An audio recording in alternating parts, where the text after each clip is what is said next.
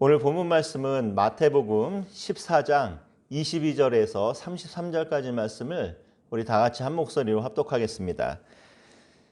예수께서 즉시 제자들을 재촉하사 자기가 무리를 보내는 동안에 배를 타고 앞서 건너편으로 가게 하시고 무리를 보내신 후에 기도하러 따로 산에 올라가시니라.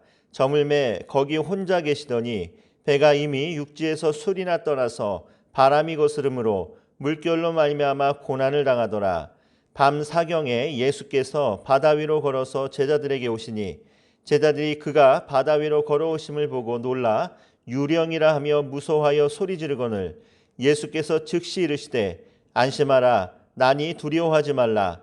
베드로가 대답하여 이르되 주여 만일 주님이시거든 나를 명하사 물 위로 오라 하소서 하니 오라 하시니 베드로가 배에서 내려 물 위로 걸어서 예수께로 가되 바람을 보고 무서워 빠져가는지라 소리질러 이르되 주여 나를 구원하소서 하니 예수께서 즉시 손을 내밀어 그를 붙잡으시며 이르시되 믿음이 작은 자여 왜 의심하였느냐 하시고 배에 함께 오르매 바람이 그치는지라.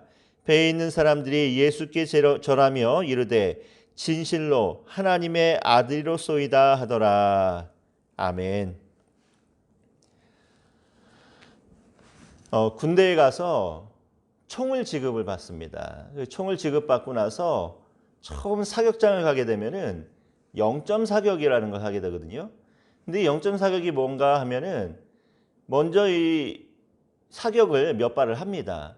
그래서 초점을 맞추는 사격이 0점 사격인데 이게 총마다 특징이 있어요. 어떤 총은 정확하게 조준을 하고 쏴도 위로 치우쳐서 탄창군이 형성되는 총이 있고 또 어떤 총은 아래로 형성되기도 하고 또 어떤 총은 왼쪽으로 오른쪽으로 이렇게 그 총의 특성마다 그리고 총을 쏘는 사람의 체형에 따라서 이 탄창군이 다르게 형성이 되는 것이 이 총의 특징입니다. 그래서 이것을 잘 조정해서 그 총의 주인이 정확하게 표적을 맞출 수 있도록 그 총의 0점, 그러니까 초점을 맞추는 사격이 바로 0점 사격입니다. 그래서 0점을 잘 맞춰야지 목표를 하는 그 표적을 정확하게 맞출 수가 있습니다. 그래서 0점 사격이라는 것이 굉장히 이제 중요한 사격 중에 하나입니다. 자, 그런데 오늘 우리 성도님들의 믿음, 신앙도 0점이 잘 맞아야 된다는 거예요. 신앙의 0점이, 믿음의 0점이 잘 맞아야 우리가 평생을 살아가면서 예수 믿는 사람답게 하나님 앞에 기쁘게 할 수 있는 그런 삶을 살아갈 수 있기 때문에 우리는 믿음의 초점을 잘 맞춰야 될 줄 믿습니다. 자, 그렇다면 오늘 우리가 평생을 살아가면서 믿음의 초점, 이 믿음의 0점을 어디에 맞춰야 되느냐라는 거예요. 바로 예수님께 그 믿음의 초점을 맞춰야 될 줄 믿습니다. 자, 그런데 예수님께 믿음의 초점을 맞추긴 하는데 그냥 무작정 예수님께 맞추는 것이 아니라 예수님의 핵심에 우리의 믿음의 초점을 맞춰야 된다는 거예요. 여러분, 예수님의 핵심이 무엇입니까? 바로 예수님께서 하셨던 그 말씀들. 우리가 예수님의 말씀에 비추어 봤을 때 그 말씀에 어긋나지 않고 잘 살아가고 있는지 우리의 믿음에 초점을 맞춰야 됩니다. 또 그리고 예수님의 마음에 초점을 맞춰야 됩니다. 예수님이 품으셨던 그 마음, 예수님께서 품으셨던 그 성품, 그 주님의 마음에 우리의 초점을 맞춰서 주님의 마음과 멀어지고 있지는 않는지를 우리가 항상 점검해야 될 줄 믿습니다. 그리고 제일 중요한 것이 예수님께서 이 땅에 오신 목적이 무엇인가라는 것에 초점을 맞춰야 된다는 거예요. 여러분, 예수님께서 이 땅에 오신 목적이 무엇입니까? 바로 이 세상의 모든 사람들을 구원하시고 그들을 변화시키시고 주님의 제자 삼아서 온 땅에 그리스도의 복음이 가득하게 하려 하시는 것이 바로 예수님께서 이 땅에 오신 목적입니다. 그래서 우리가 신앙의 초점, 믿음의 초점을 맞춰 나갈 때 바로 이 예수님의 목적과 멀어지고 있지는 않은지 우리가 예수님의 목적을 우리 삶의 목적으로 삼고 살아가고 있는지를 점검해야 될 줄 믿습니다. 그래서 저는 오늘 모이신 우리 모든 여러분들이 바로 이것에 초점을 맞추기 원합니다. 주님께서 하셨던 말씀의 의미가 무엇인지 또 주님께서 우리를 향하여 품으셨던 그 마음이 어떤 마음인지, 또 우리 예수님께서 이 땅에 오셔서 그 목적을 이루기 위해서 어떠한 일을 하고 살아가셨는지를 우리가 예수님께 초점을 맞추며 살아갈 때 우리 인생에 답이 나올 줄 믿습니다. 여러분, 오늘 우리가 온라인으로 비대면으로 예배를 드리고 있습니다. 참 생각하면 생각할수록 기가 막힌 일이 아닐 수 없습니다. 그런데 어떤 분들은 이 상황 속에서도 온라인 예배 안 된다, 우리 함께 모여서 대면 예배해야 된다, 정부가 기독교를 탄압한다라고 생각하시는 분들도 있는데, 저는 우리의 신앙의 초점이, 믿음의 초점이 예수님께로만 정확하게 맞춰진다면 지금 이 모든 상황과 현상들을 믿음의 눈으로 바라볼 수 있으리라 믿습니다. 여러분, 지금 이런 일들이 왜 일어났습니까? 참 안타깝지만 교회의 책임을 우리가 무시할 수가 없다라는 거예요. 오늘 예수님께서 하신 말씀을 생각할 때, 또 우리 예수님께서 세상을 품으셨던 그 안타까운 마음을 생각할 때, 또 우리 예수님께서 이 땅에 오셔서 이 모든 영혼들을 구원하고자 하는 그 목적을 생각할 때 오늘 우리의 예배가 해답을 찾으리라 믿습니다. 이렇게 한번 생각해 보시기 바라요. 누군가가 우리에게 정말 예배를 드리지 못하게 하기 위해서, 우리의 믿음을 핍박하기 위해서, 예수 믿는 것을 방해하기 위해서 우리 머리에 총을 겨누거나 우리 목에 칼을 들이대면서 예배 드리지 마라, 예수를 부인하면 살려주겠다라고 한다면은 우리는 그때는 목숨을 걸고 예배를 드려야 되고 순교할 각오를 해야 될 줄 믿습니다. 하지만 정반대로 오늘 우리의 예배가 주일 성수라고 하는 참 좋은 의미에서지만 우리의 예배가 우리 이웃들에게 이것이 그들의 목숨을 위협하는 총이 되고 칼이 되어서 돌아간다라고 한다면은 오늘 우리의 예배는 대면 예배가 아니라 이렇게 좀 안타깝긴 하지만 비대면 예배를 하는 것이 이것이 정답인 줄 믿습니다. 오늘 우리 주님의 마음에, 또 주님의 목적에, 또 주님의 말씀에 초점을 맞추면서 오늘 이 시대를 바라볼 줄 아는 저와 여러분들 되시기를 주님의 이름으로 축원드립니다. 자, 근데 오늘 본문 말씀을 보면은 이 주님의 말씀을 이해하지 못하고, 또 주님의 마음을 깨닫지 못하고, 또 주님의 이 땅에 오신 목적을 알지 못하고 방황했던 사람들의 이야기가 담겨 있습니다. 자, 오늘 본문 말씀을 보면은 예수님께서 제자들을 급히 배를 태워서 재촉해서 바다를 건너게 하십니다. 그리고 예수님을 따랐던 모여있던 모든 무리들을 급하게 재촉해서 막 해산하고, 예수님께서 어디로 가시는가 하면은 산으로 올라가서 기도하는 장면으로 오늘 말씀이 시작이 됩니다. 도대체 왜 그랬을까요? 어떠한 일이 있었길래 예수님께서 이렇게 급하게 재촉하시면서 제자들을 배를 태워서 바다를 건너게 하시고 예수님을 따르던 많은 무리들을 이렇게 강제로 해산시키고 예수님께서 기도하러 올라가셨냐는 거예요. 오늘 이 말씀의 본문의 배경이 바로 요한복음 6장에 있습니다. 여러분, 요한복음 6장은 어떤 말씀입니까? 예수님께서 오병이어의 기적을 일으키는 말씀입니다. 근데 예수님께서 오병이어의 기적을 일으키고 나자 사람들의 반응이 어떻게 되는가 하면은 예수님을 억지로 붙잡아서 자신들의 왕으로 삼으려겠다라는 거예요. 이만한 능력을 가진 사람이라면은 우리의 왕이 되어서 지금 우리를 지배하고 있는, 우리를 괴롭히고 있는 로마를 전복시키고 이스라엘을 새롭게 세워나갈 정말 위대한 왕이 될 수 있겠다라는 생각을 예수님을 따르는 무리들이 오병이어의 기적을 체험하고 나서 그렇게 생각을 하더라는 거예요. 엉뚱한 생각이었죠. 제자들의 마음은 어땠을까요, 여러분? 성경의 제자들의 반응에 대해서는 나오지 않지만 제자들이 때때마다 주의 나라에 갈 때 저는 예수님의 오른편에, 저는 예수님의 왼편에 앉게 해달라라고 항상 그런 공로의식을 갖고 살았던 그 제자들의 모습을 볼 때 제자들도 이렇게 생각하지 않았을까요? 이야, 우리 예수님께서 정말 이스라엘의 왕이 되신다면은 그래도 동고동락한 우리들을 외면하지 않으시겠지. 나는 최소한 머리가 좋고 계산이 빠르니까 경제부 장관은 시켜주실 것 같고, 나는 국무총리가 되지 않을까?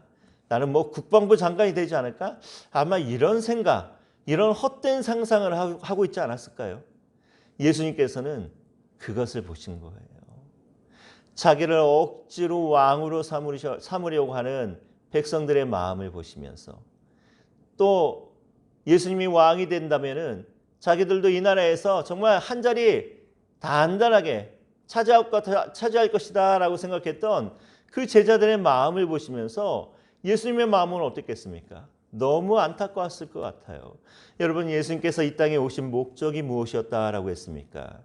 바로 이 모든 사람들을 구원하기 위해서, 이 생명을 살리고 이들이 하나님의 나라에 갈 수 있도록 돕고 또 이들이 주님의 제자의 삶을 살아가게 하는 것이 예수님께서 이 땅에 오신 목적이고 예수님께서 품으셨던 마음이고 예수님께서 말씀을 통해서 하셨던 모든 것들이 이것을 위한 것이었는데 지금 이 사람들이 엉뚱한 것에 초점을 맞추고 있더라는 거예요.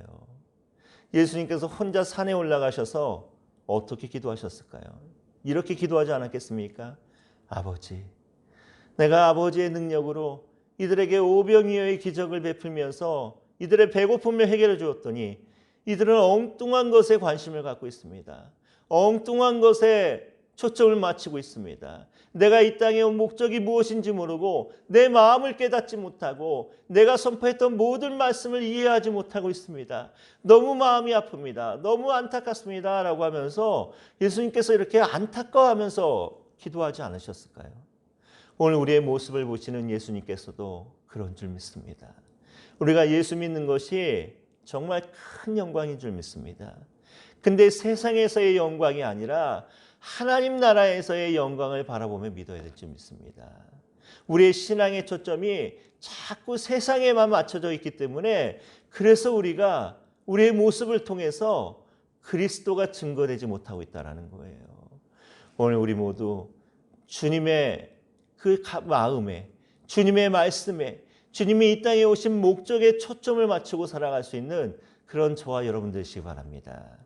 자, 그래서 오늘 예수님께서 이 안타까운 모습을 보시면서 특히 자기를 따르던 이 12명의 제자들에게 주님의 마음을 알게 하기 위해서, 주님께서 이 땅에 오신 목적이 무엇인지를 알게 하시기 위해서 이용하신 것이 무엇인가 하면은 풍랑이었다라는 거예요. 물론 오늘 본문 말씀 속에서는 예수님께서 이것을 위해서 풍랑을 일으켰다라고 하는 직접적인 증거는 없습니다. 자, 그런데 33절 말씀을 보면은 이 제자들이 무리를 걸어오시는, 풍랑이를 걸어오시는 예수님을 보고 엎드려 절하며 뭐라고 고백합니까? 하나님의 아들이로소이다 라고 하면서 고백을 하더라는 거예요. 오늘 예수님께서 이 풍랑을 통해서 제자들에게 알게 하고 싶었던 것이 바로 이것인 줄 믿습니다. 내가 이 땅에 온 것은 로마를 전복시키고 이스라엘을 새롭게 세워서 너희들을 잘 먹고 잘 살게 하기 위해서 온 세상의 왕이 아니라 바로 하나님의 아들로서 와서 너희들의 생명을 구원하고 너희들의 영혼을 구원하고 너희들의 삶을 변화시키기 위한 하나님의 아들로 왔다라는 것을 알게 하기 위해서 오늘 예수님께서 풍랑을 이용하셨다라는 거예요. 오늘 우리의 인생 가운데도 예수님께서 이러할 때가 있습니다. 우리가 신앙의 초점을 바르게 세우지 못하고 세상의 헛된 것을 바라보며 세상의 헛된 것을 꿈꾸며 세상의 헛된 것을 이루기 위해서 살아가는 헛된 인생을 살아가고 있을 때 때로는 우리에게 인생의 풍랑을 만나게도 하신다라는 거예요. 근데 우리에게 풍랑을 주시는 이유, 우리를 망하게 하시려는 것이 아니라 우리를 죽게 하려 하시는 것이 아니라 우리를 진짜 살리기 위해서, 우리를 진짜 성공하기 위해서 때로는 우리 예수님께서 우리에게 인생의 풍랑을 만나게 하실 때가 있다라는 겁니다. 오늘 본문 말씀 속에서 제자들에게 풍랑을 만나게 하신 이유도 바로 이것입니다. 자, 24절 말씀을 보면요. 풍랑 때문에 제자들이 어떤 상황에 처했는가 하면은 고난을 당했다라고 이야기합니다. 고난을 당했다라는 이 헬라어 단어의 의미가 어떤 의미가 있는가 하면은 죽을 지경이 되었다라는 거예요. 다시 말해서 죽느냐 사느냐에 정말 긴박한 상황에 빠졌다는 겁니다. 여러분, 이 풍랑이 일기 전에 제자들의 모습이 어땠습니까? 제자들이 마음에 굉장히 꿈에 부풀어 있었다고 제가 얘기했습니다. 물론 저의 상상이지만 제자들이 생각하기를 내가 예수님께서 이 나라의 왕이 되신다면 내가 정말 한 자리 차지해서 정말 세상에서 성공할 수 있겠다라고 하는 헛된 꿈에 부풀어 있었습니다. 근데 풍랑을 만나고 난 다음에 제자들의 모습은 어떻게 변합니까? 소리를 질립니다. 살려달라고 소리를 지르고 우리를 도와달라고 소리를 지르고 주님 한 번만 우리를 살려달라고 하면서 소리를 지르는 모습으로 바뀝니다. 다시 말해서 죽느냐 사느냐의 이 문제 앞에서 이전에 생각했던 내가 한 자리 차지하겠지라고 하는 이런 헛된 생각을 버리고 제발 좀 우리 좀 살려달라고 하면서 예수님을 찾고 부르더라는 거예요. 바로 그때 예수님께서 제자들에게 오시는데 무리를 걸어오십니다. 그리고 이 풍랑을 만나서 고난을 당해서 죽일 지경이 되었던 제자들의 이 모든 문제를 예수님께서 해결해 주시는 거예요. 이 제자들을 구원해 주십니다. 풍랑으로부터 제자들을 안전하게 살려주시더라는 거예요. 이것을 통해서 말씀하고 싶은 것이 무엇입니까?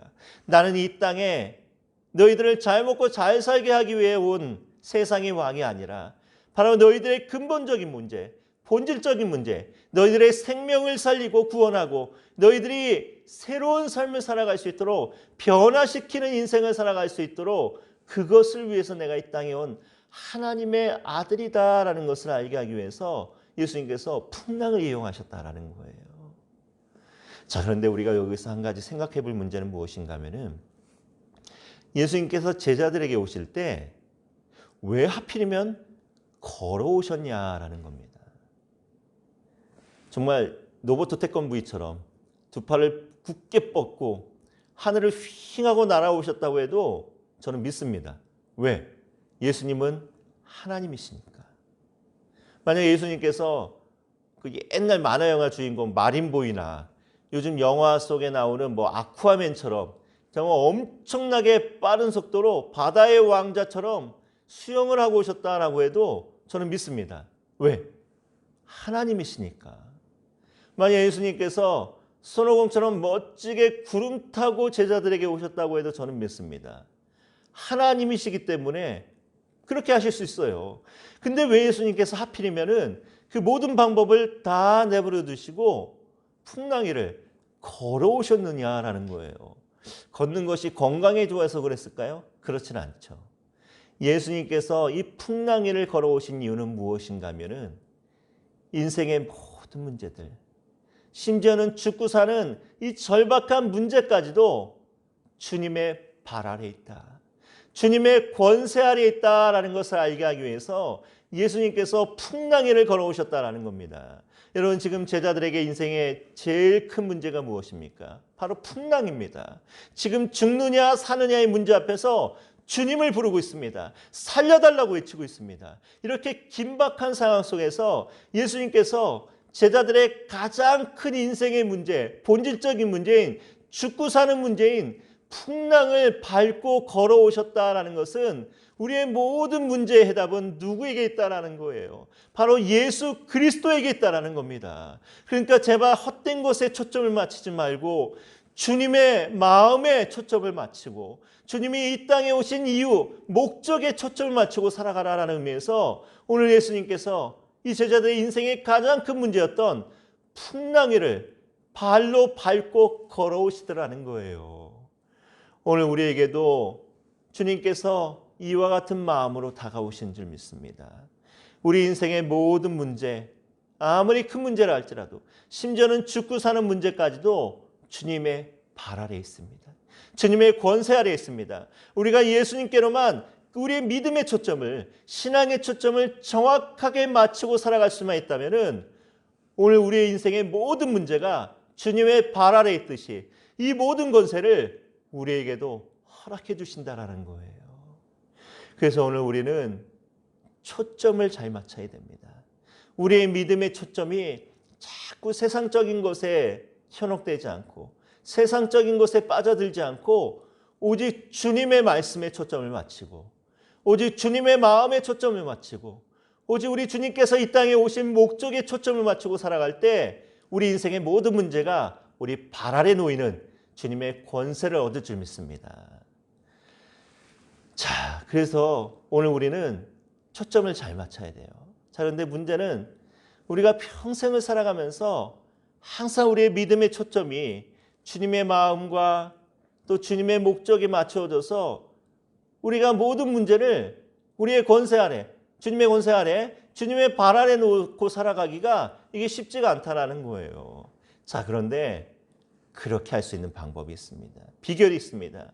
오늘 베드로가 그것을 우리에게 힌트를 주고 있어요. 오늘 예수님께서 풍랑이를 걸어오는 모습을 보고 베드로가 외칩니다. 만일 주님이시거든 나로 명하사 무리를 걷게 해달라고 오라 하소서라고 하면서 주님께 이야기합니다. 그저 예수님께서 뭐라고 말씀하십니까? 오라라고 말씀하십니다. 근데 이 베드로가 그 오라라고 하셨던 주님의 말씀을 의지해서 배에서 내려서 정말 기적과 같이 예수님처럼 무리를 걸어가더라는 거예요. 여러분, 오늘 우리가 무작정 주여 믿습니다라고 도전하면서 나가는 것이 아니라 바로 주님의 말씀을 의지하고 그 말씀을 의지하고 도전하며 나갈 때 우리도 무리를 걷는 기적을 일으킬 줄 믿습니다. 여러분, 성경에 정말 위대한 인물들이 많이 있습니다. 근데 물 위를 걸은 사람은 베드로밖에 없습니다. 그 위대했던 모세나 여호수아도 우리 하나님께서 갈라놓으신 물 사이를 걸어갔지 물 위를 걸어보지 못했습니다. 그 엄청난 능력을 발휘했던 엘리야와 엘리사 같은 선지자들도 물 위를 걸어보지 못했습니다. 근데 갈릴리 어부, 이 총구석에 살던 정말 일자무식이었던 어부 베드로가 주님의 말씀을 의지해서 물 위를 걷는 놀라운 역사, 기적을 일으키더라는 거예요. 그래서 주님의 말씀만이 사람을 변화시킬 수 있고 모든 환경을 변화시킬 수 있고 기적을 일으킬 수 있는 것이 오직 주님의 말씀인 줄 믿습니다. 여러분, 베드로가 물 위를 걸었던 그 근거가 무엇입니까? 평생을 어부로 살았던 경험이었습니까? 그렇지 않습니다. 평생을 바다 위에서 살았던 사람이었기 때문입니까? 그렇지 않습니다. 오직 오라라고 하셨던 주님의 말씀을 의지하고 나갔더니 베드로도 예수님처럼 물 위를 걷는, 풍랑 위를 걷는 기적을 일으키더라는 거예요. 오늘 우리에게도 이와 같은 도전 정신이 있어야 될 줄 믿습니다. 그냥 무작정 도전하는 것이 아니라 오라라고 하셨던 주님의 말씀을 의지하면서 그 말씀을 확신하면서 우리가 주님을 의지하고 나갈 때 우리도 물 위를 걷는 기적을 일으키리라 믿습니다. 자, 그런데 오늘 우리가 이렇게 주님의 말씀을 의지해서 정말 놀라운 기적을 일으키며 살아가는 것이 참 하나님의 은혜로 이렇게 살 수는 있는데 때로는 이렇게 살다가도 실패할 때가 있다라는 거예요. 넘어질 때가 있다라는 겁니다. 자, 오늘 본문 말씀 속에 베드로가 오라라고 하셨던 주님의 말씀을 의지해서 물결 위를, 풍랑 위를 걷고 있습니다. 자, 근데 순간 베드로가 무엇이 눈에 들어왔는가 하면은 그 거센 파도와 그 심하게 부는 바람이 눈앞에 들어오더라는 거예요. 그때 베드로의 마음이 어떤 마음이 들었습니까? 두려운 마음이 들기 시작합니다. 주님의 오라라고 하셨던 말씀을 듣고 물 위를 걸 때는 두려움이 없었습니다. 주님만을 바라보고 나갔더니 아무런 두려움 없이 풍랑 위를 걷는 기적을 일으켰습니다. 근데 순간 바람과 물결을 보니까 두려운 마음이 생겨서 의심의 마음이 생겨서 물속으로 빠져버리더라는 거예요. 여러분, 처음 제자들의 모습도 그랬습니다. 두려움에 빠져서 풍랑 속에서 이제는 죽었구나라고 두려움에 떨고 있을 때는 물 위를 걸어오시는 예수님을 무엇으로 착각했는가 하면은 유령으로 착각했습니다. 이 당시에 갈릴리에 살던 사람들은 물 위를 걸어다니는 유령이 있다라고 생각을 했습니다. 그러니까 예수님이 오는 모습을 보고 자기의 선생님인 줄 모르고 예수님인 줄 모르고 정말 물 위를 떠돌아다니는 귀신이다, 유령이다 생각하고 두려워서 떨더라는 거예요. 두려움에 떨다 보니까 풍랑에 초점을 맞추다 보니까 예수님이 유령으로 보이더라는 겁니다. 하지만 주님의 말씀을 의지해서 볼 때는 이 모든 풍랑도 문제가 되지 않더라는 거예요. 근데 오늘 베드로가 주님의 말씀을 의지해서 잘 걸어가다가 정말 멋진 기적을 일으키다가 순간 바람과 물결을 보고 나서는 예수님께 초점이 맞춰졌던 이 시선이 바람과 물결이라고 하는 또다시 자신의 인생의 문제에 초점이 맞춰지니까 두려움 속에 빠지더라는 거예요. 그래서 오늘 우리는 항상 우리의 시선이 주님께 고정되어야 될 줄 믿습니다. 그래도 베드로가 잘한 것이 무엇인가 하면은 물속에 빠져가면서도 주님을 불렀다라는 거예요. 주여 나를 구원하소서라고 하면서 비록 물속에 빠졌지만 실패했지만 두려움 때문에 실패하긴 했지만 그래도 베드로는 끝까지 예수님을 부르더라는 거예요. 자, 그랬더니 예수님께서 어떻게 하십니까? 예수님의 반응이 무엇입니까? 즉시 손을 내밀어서 베드로를 구원해 주십니다. 자, 오늘 본문 말씀 보니까 즉시 손을 내밀어서 베드로를 구원하셨다고 합니다. 즉시라는 단어가 오늘 본문 말씀 속에서는 3번이 나옵니다. 어디 나옵니까? 먼저 22절에 보니까 예수께서 즉시 제자들을 재촉하사 배를 태워서 보냈다 할 때 즉시가 나오죠. 그 다음에 또 어디에 나옵니까? 27절에 이 제자들이 두려워 떨고 있을 때 예수께서 즉시 이르시되 안심하라 난이 두려워하지 말라라고 즉시가 나옵니다. 또 어디에 나옵니까? 31절에 베드로가 빠져갈 때 예수께서 즉시 손을 내밀어 그를 붙잡으시며 3번의 즉시라고 하는 단어가 나옵니다. 근데 이 즉시라고 하는 단어가 주로 어떤 경우에 쓰입니까? 구원의 경우에 쓰이더라는 거예요. 제자들이 헛된 것에 빠져서 그들의 영혼이 죽어가고 있을 때 즉시 배를 태워서 보냅니다. 제자들이 풍랑을 만나서 고난을 당하고 다 죽게 되었을 때 그 고난을 당했을 때 예수님께서 즉시 나타나셨습니다. 또 베드로가 물에 빠져서 두려움에 죽어가고 있을 때 소리 지르고 있을 때 즉시 손을 내밀어서 베드로를 구원해 주셨습니다. 오늘 우리가 헛된 것에 빠져서 우리의 영혼이 죽어가고 있을 때 우리가 여러 가지 인생의 고난을 만나서 죽어가고 있을 때 우리가 두려움에 빠져서 실패하면서 주님께 부르짖고 있을 때 우리 예수님께서는 즉시 나타나셔서 우리를 즉시 구원해 주시는 예수님이라는 거예요. 그러니 오늘 우리가 두려울 것이 무엇이 있습니까? 우리를 구원하시기 위해서 풍랑을 만나기도 하시지만 언제나 우리를 죽음에서부터 구원하시고 헛된 것으로부터 구원하시고 여러 가지 고난과 두려움으로부터 구원하시는 우리 예수님이 우리와 함께 하시니 우리가 무엇이 두렵고 무엇이 걱정이 되느냐는 거예요. 오늘 이 예수님이 바로 임마누엘의 하나님인 줄 믿습니다. 항상 우리와 함께 하시는 하나님. 그래서 우리가 헛된 것에 빠져 죽어가고 있을 때 즉시 우리를 구원해 주시는 하나님. 우리가 여러 가지 고난을 만나서 고통당하고 있을 때도 즉시 우리를 구원하시는 하나님. 우리가 여러 가지 두려움에 빠져서 실패하고 낙심할 때도 즉시 우리를 도와주시고 구원하시는 하나님. 바로 이 임마누엘 하나님이 우리와 항상 함께 하시기 때문에 우리는 걱정할 것이 없고 두려워할 것이 없는 거예요. 오늘 우리 이 예수님을 의지하고 나아가시기 바랍니다. 오늘 예수님께서 물속에 빠져가던 베드로를 건져주시고 나서 베드로에게 뭐라고 말씀하십니까? 믿음이 작은 자여 왜 의심하였느냐? 이 말씀은 책망의 말씀이 아닙니다. 베드로야 왜 그랬니? 왜 잘하다가 순간 두려움에 빠졌니? 왜 내 오라라고 했던 그 말을 의지하고 나오다가 왜 네가 의심을 하였느냐라고 하면서 안타까운 마음입니다. 왜 끝까지 믿지 못했느냐라고 하는 예수님의 안타까운 마음을 이야기하는 거예요. 그래서 오늘 우리는 우리의 평생의 삶을 살아갈 때 예수님의 말씀을 끝까지 의지해야 될 줄 믿습니다. 예수님의 마음을 끝까지 품고 살아가야 될 줄 믿습니다. 예수님이 이 땅에 오신 목적대로 우리가 영혼을 구원하고 살리는 일에 우리의 삶의 목적이 끝까지 돼야 될 줄 믿습니다. 그럴 때 우리에게 무리를 걷는 기적의 역사가 일어날 줄 믿습니다. 두려움에 빠지지 않을 줄 믿습니다. 오늘 우리 끝까지 주님께 초점을 맞추시기 바랍니다. 지금 참 세상이 힘들고 어렵습니다.